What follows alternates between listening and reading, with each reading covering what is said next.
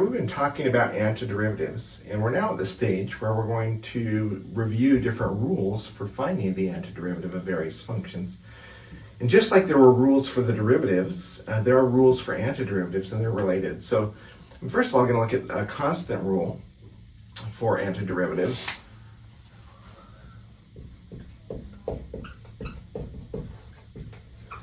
And some people may or may not use this name. This is the term I'm going to be using, is the constant rule for antiderivatives, because the function we're integrating is a constant function. So it looks like this: the integral of a constant with respect to x is equal to what? Well, we're looking for a function whose derivative is constant. Well, observe if we have a function, and let me go and call this a instead of c. You'll see why here in a moment. So the antiderivative would be ax plus some constant, and this is our constant in integration. What's nice about these rules is we can test if they're true by simply taking the derivative. So what is the derivative of a constant?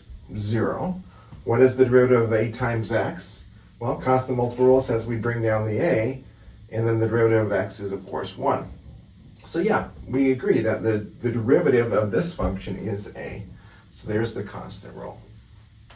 The next rule is the integral of 1 over x. So again, what function has the derivative of 1 over x?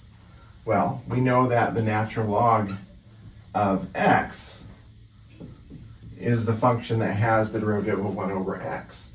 Now, natural log is only defined for positive values of x. So because the x over here can be negative or positive, we're going to tweak this to be a natural log of the absolute value of x.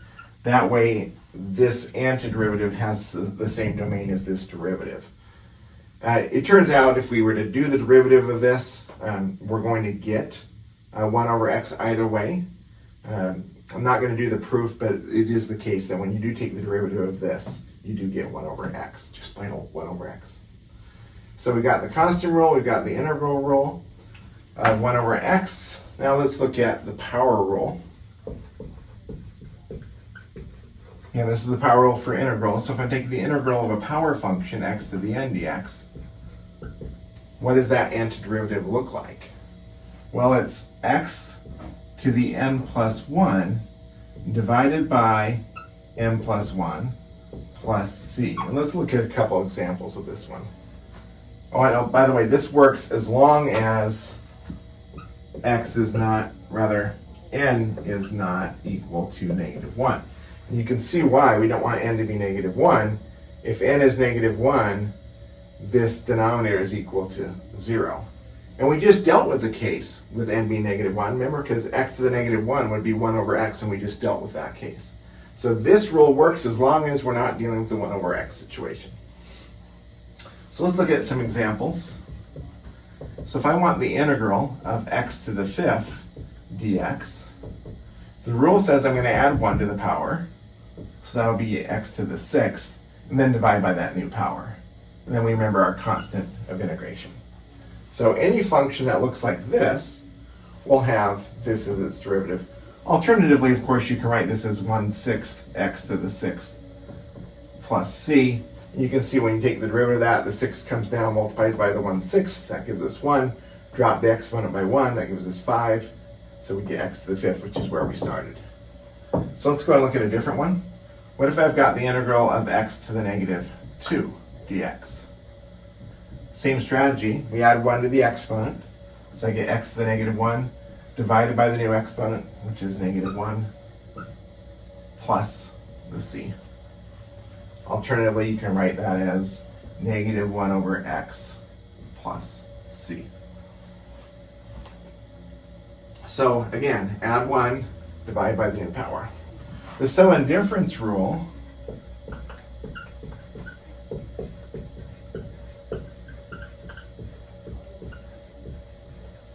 says basically this: if you want to know what the integral of f of x plus or minus g of x dx is, you can take the integral of the individual pieces. So that's the same as the integral of f of x dx plus or minus the integral of g of x dx.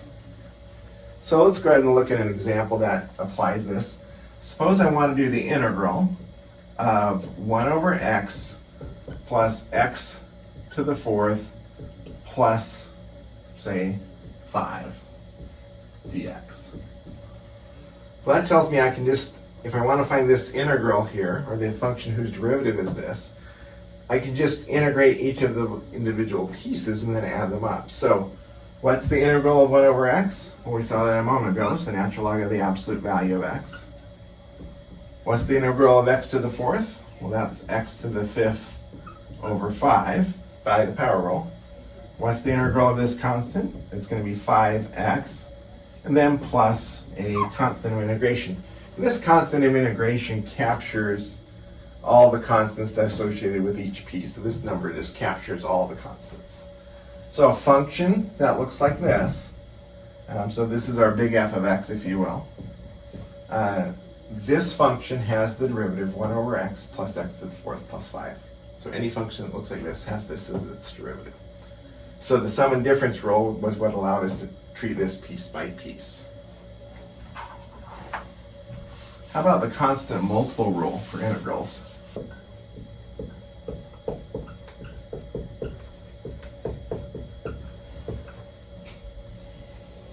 That says that the integral of some constant, I'll call it a, times the function f of x dx is the same as a times the integral of f of x dx. So if we've got some number times a function, we can bring that number outside of the integral, figure out what that integral is, and then multiply it by the number. Let's look at an example. Suppose I want the integral of 3x cubed dx. So what it tells me, the constant multiple rule, says I can bring this 3 out in front. So this is going to be 3 times the integral of x cubed dx. 3 times, well, I know the antiderivative of x cubed is x to the fourth over 4 plus a constant. Then we have 3/4 x to the fourth plus that constant. So this is our big F of x. This is our antiderivative function here. And when we take the derivative here, the 4 comes down in front, cancels out, we're left with 3x cubed, which is where we started. So again, this is the exponential rule for integrals. If we want to integrate a to the x dx, we're asking what function has this as its derivative. That's going to equal a to the x divided by the natural log of a times, or plus, c. Remember, this would be equivalent to 1 over the natural log of a times a to the x plus a constant. Now let's convince ourselves that that's right. If we were to take the derivative of this function, constant multiple rule says we'd bring down the 1 over ln of a, and then the derivative of this is ln of a times a to the x. Well, we have 1 over ln of a times ln of a. Those are going to cancel out, leaving me with just a of x, which is what we see here.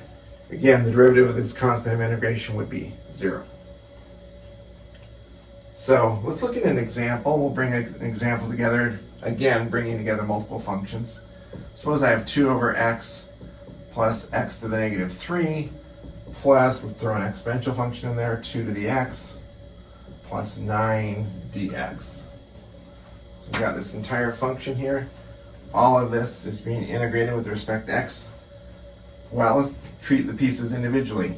I can see that this is the same as 2 times 1 over x.